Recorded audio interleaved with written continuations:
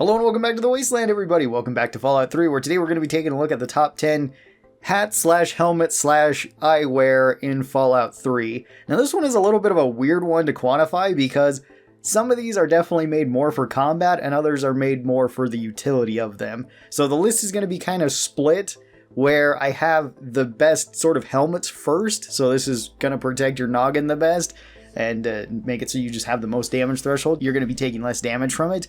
Then we have like all of the utility items after that, because there's no real reason why you couldn't carry around both, and sometimes the utility items could also be really good in combat ways. So yeah, this list is going to be a little bit weird. Anyway, coming in at our number 10 spot, we have the power armor helmets kind of as a whole, because they're all pretty strong. I chose the Tesla helmet here. The Tesla helmet does technically have the most defense out of any of the standard helmets, besides the Enclave power helmet, which is tied with this one in terms of both defense and weight, as well as they have the same effect as well, which is -1 charisma and +5 radiation resistance. These are just better than the other helmets, but they're not that much better than the other helmets. They're like one more defense, the same weight, and the other ones have just +3 radiation. So you could argue that since they don't have a downside like this one does, they could potentially be better, and I think that's a perfectly fair argument to make. I think any of the power armor helmets are pretty good, and if you want to wear them, go for it. You will need power armor training in order to wear them, so they're not going to be wearable right away unless you want to rush Anchorage, which is really strong and probably the strongest start to Fallout 3. So feel free to do that if you would like. Otherwise, they're going to be a pretty good late game helmet for actual combat use. So kind of all the helmets fit right here. Now we do have two other power armor helmets that I think are a little bit better. Coming in at our number 9 spot, we have the Hellfire helmet. This one has the most amount of defense and the least amount of weight, weirdly enough. So this one protects for 10, weighs 4, gives you -1 charisma, +5 fire resist, and +5 radiation resist. The -1 charisma isn't that big of a deal, and since this one protects you the best, it just fits really well as it goes really well with the Hellfire armor, since it's, made for that. Blacked out helmet is pretty cool. I know not everybody likes the look of this helmet, which I kind of understand. It does look a little bit strange. It's probably not my favorite look for the power armor helmets, or just the helmets in general, but it's still very powerful. It still protects you really well, so that's why it's here.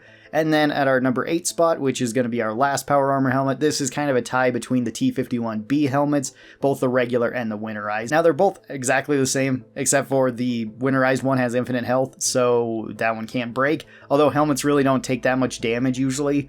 So that isn't really that big of a factor. If you like the standard T-51B helmet, you can put it on over this. This one also protects for 10, weighs 4, same as the Hellfire helmet, and this one gives you +1 charisma and +8 radiation resist. I would argue this one gives you the most useful bonuses on it as well. And this one is probably the best helmet overall if you want something for just the defenses of it and the bonuses of it. Alright, now let's move on to all the other helmets where you don't need to have like power armor training to wear them, and where they're usually more for the utility of them. Coming in at our number 7 spot, we have the Filtration Helmet from the Pit. This one is probably my favorite aesthetic looking helmet in the game. It looks awesome. I love the way this thing looks.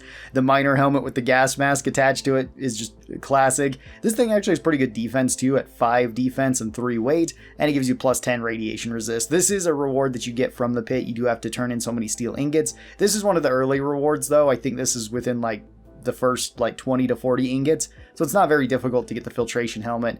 And I mean, it goes well with everything. I really love the Filtration Helmet.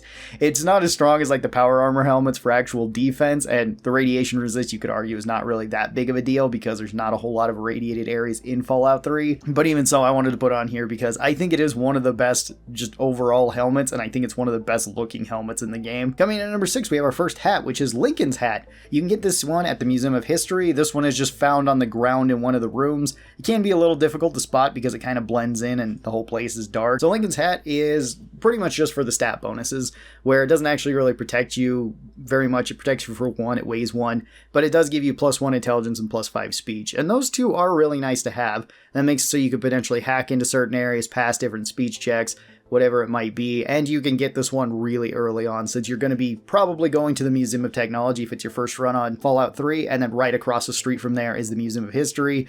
You can run in there and grab all the Lincoln stuff, so you can grab this, the Action Abe figure, the gramophone, and of course you can grab Lincoln's repeater. This all goes really well in combination with one another. And Lincoln's hat is just kind of a nice reward, as well as you can give it away too, either to the slavers or to Hannibal. I'd probably recommend Hannibal over the slavers. At least he wears it, and that's kind of funny too. Coming in at number 5, we have Poplar's Hood. This is a reward that you can get for completing the quest Oasis. Or I think you can kill Poplar and take this off of her too. So this one is kind of the Legend of Zelda looking hood over it. At least that's what I always think. This one also doesn't really protect for that much. It only protects for 2. It weighs 1. This one does give you +1 agility and +10 sneak. +10 sneak is really nice, especially if you want to combine this with something else that makes you a little bit sneakier. And it can be useful in the early game if you want to do like some reverse pickpocketing to get certain weapons. Or if you just want to pickpocket people, that can be nice. Or steal stuff. That can all be pretty good. Rushing Oasis early on isn't the easiest thing to do, but you could do it if you would like, so that's why it's here on number 5 spot. Coming in at number 4, we got Button's Wig. This one is also more for the utility. This one protects for 1, weighs 1, gives you -1 perception, but +1 intelligence, +5 barter, and +10 speech. This one is pretty much just better than Lincoln's Hat for the majority of jobs. It's going to be more difficult to get because you have to at least get to Button, and that's kind of difficult. The area that he's in is not easy to get through. Since there's a bunch of super mutants, you can't have Sydney accompany with you, and she does make it a little bit easier. She can kill things pretty quickly. If you go there later, it can also be tough since a lot of the enemies there are super mutants, and they'll just be like super mutant masters and overlords then, and that can be pretty rough, but if you do get this, it can be really good, and getting +10 speech is really, really nice, as well as +5 barter. Just makes it so if you want to wander around town and get better deals or talk to people, you have a better option for that. Coming in at number 3, we got Ledoux's Hockey Mask. This one is kind of a hidden item, and last time I talked about this, not a whole lot of people were aware that this quest even existed in Fallout 3 because it's an unmarked quest. You do have to do the Nuka-Cola recipe unmarked quest for this, so you have to go to the Nuka-Cola factory, and you're going to have to get the tape talking about the drop there and get the recipe, and then you can go there, and if you kill Goldie Ledoux, then you can take his hockey mask.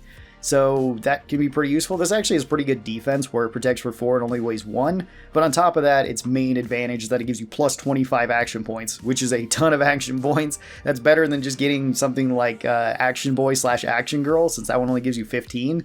And there's not a whole lot of other things besides just upping your agility to get more action points. So Ledoux's mask is actually really good in the VATS build, and VATS is really strong in Fallout 3. So this could be a very useful mask for you to have, as well as even if you needed to fix this up, which you probably won't, hockey masks are super common. You can find them everywhere around the Wasteland. Coming in at number 2 spot, we have the Ghoul Mask. Now this one technically counts as eyewear, although it takes up your whole spot, so it takes up your hat and everything. This one you get as a partial reward, or a reward towards the end of the quest when you're siding with the ghouls at Tenpenny Tower. And this mask makes it so that regular ghouls, just any ghouls, won't attack you unless you attack them first. That's actually pretty useful because it makes it so later on, if you have broken steel, then the ghoul reavers are not going to kill you right away, so that's good. It can also be useful early on for just getting through certain areas that have a lot of ghouls in them, especially if they have glowing ones, because those can also be pretty tough early on. This one actually protects pretty well too at 3 defense and only 1 weight, and it has good item health, although I don't think anything can actually fix this up, so you're going to have somebody else fix it up if it gets broken, but it likely won't.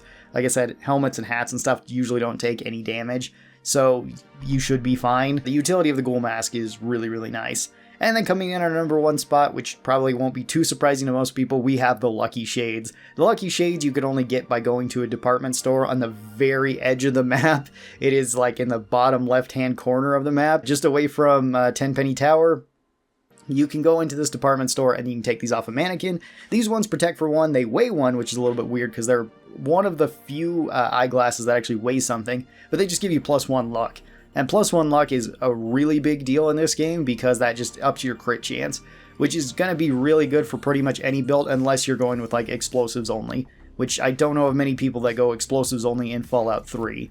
So if you're going with a big guns build, small guns build, unarmed melee, they're all really solid. Energy weapons too. Energy weapons love crits. It is fantastic for that, as well as you can actually stack this with some other luck-based items too, because like Riley's Ranger's armor has +1 luck on it too if you want to be taking that, and that is probably one of the best non-power armors in the game.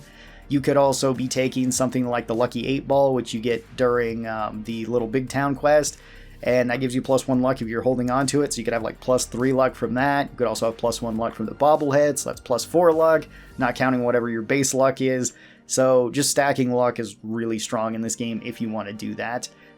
It does help with all the extra crit chance that every weapon can kind of get in this game. And that'll do it for the top 10 best hats / helmets / eyewear in Fallout 3. This list was a little bit weird to put together, because you could argue that the helmets at the bottom of the list are more valuable than the other ones, and usually I'll be wearing them over the other gear.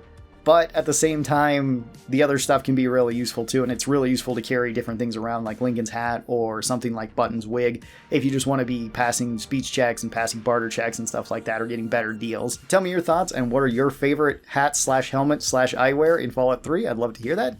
I hope you guys have a great rest of your day, and I'll talk to you next time. Bye-bye!